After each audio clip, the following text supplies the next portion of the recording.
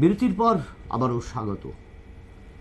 ভারতবর্ষের গোটা দেশে বা দেশের বিভিন্ন প্রান্তেই কিন্তু বাংলাদেশিদের অবাধ অনুপ্রবেশ ঘটছে। শুধু পশ্চিমবঙ্গ কিংবা ত্রিপুরা নয়, এবার কিন্তু মুম্বাই থেকেও গ্রেপ্তার করা হলো এক মহিলা সহ 3 বাংলাদেশিকে।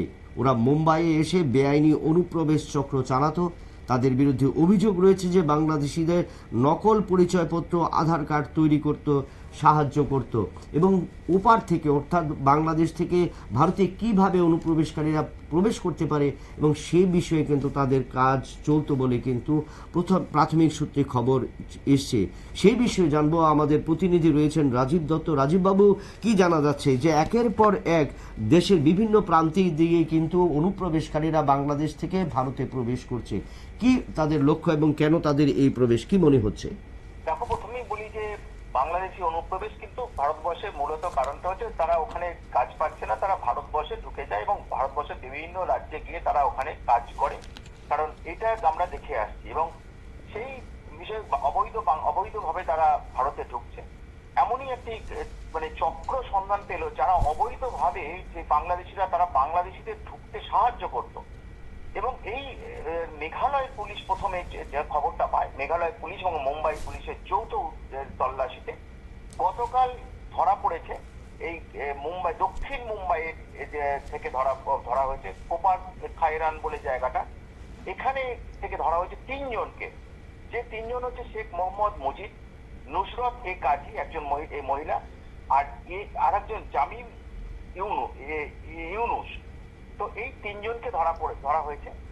এরা কিন্তু মুম্বাইয়ের এই জায়গায় থাকতো, কোপার খাইরান যে জায়গায় থাকতো, এরা বহুদিন করে আগেই কিন্তু বাংলাদেশ থেকে চলে এসে এরাও কিন্তু অবৈধ।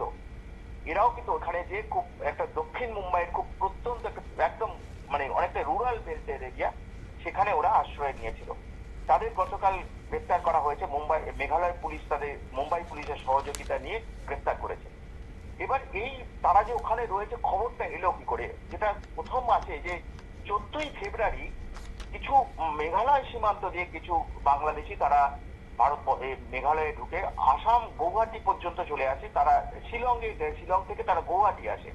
এই শিলং থেকে যখন গৌহাটি আসছিল তখন মেঘালয় পুলিশের কাছে খবর হয় যে কিছু বাংলাদেশি, প্রায় 12-14 জন বাংলাদেশি তারা মেঘালয় থেকে ঢুকে শিলংয়ে যাচ্ছে, শিলং থেকে গৌহাটি যাচ্ছে।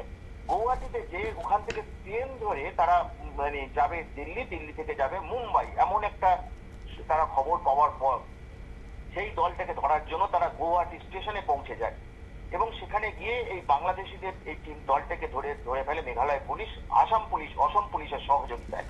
তারপরে তাদের নিয়ে যায় মেঘালয়ে, নিয়ে যায় জিজ্ঞাসাবাদ করে তাদের জানা যায়, তাদের দেখা যায় যে তাদের যত নকল ডকুমেন্টস, তাদের আধার কার্ড বলো, প্যান কার্ড বলো, এমনকি সেইটা দিয়ে ব্যাংক অ্যাকাউন্টও খুলে দেওয়া হয়েছে।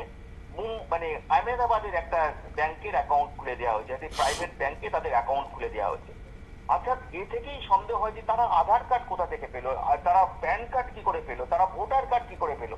এবং এর ইনভেস্টিগেশন চালাতে তাদের জিজ্ঞাসাবাদ করে তারা কোথা থেকে পেলো, তখন তারা বলেন যে এই মুম্বাই এই শেখ মোহাম্মদ মুজিব, নুসরত এ কাজী এবং আরেকজন, তারা এগুলো জোগাড় করে দিয়েছে। এবং সেটা নিয়ে তদন্ত করতে করতে 1 সপ্তাহ ধরে তল্লাশি তাদের খোঁজা হচ্ছিল। খোঁজার পর গতকাল তাদের গ্রেপ্তার করা সম্ভব হয়েছে। যে এরা অনুপ্রবেশের একটা চক্র চালাতো নকল ডকুমেন্টস দিয়ে এবং তাদের সমস্ত রকম বাংলাদেশিদের সমস্ত রকম পাসপোর্ট বলো, ভিসা বলো, সবকিছু এরা নকল ভাবে তৈরি করে দিত এবং সমস্ত রকম ভারতীয় ডকুমেন্টস এরা তৈরি করে দিত, সেই সঙ্গে ব্যাংক অ্যাকাউন্টও খুলে দিত।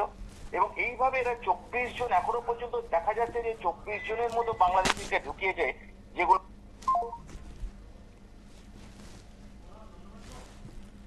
হ্যালো, এবার নিয়ে নিচ্ছে একটা ছোট্ট বিজ্ঞাপন বিরতি, সঙ্গে থাকুন।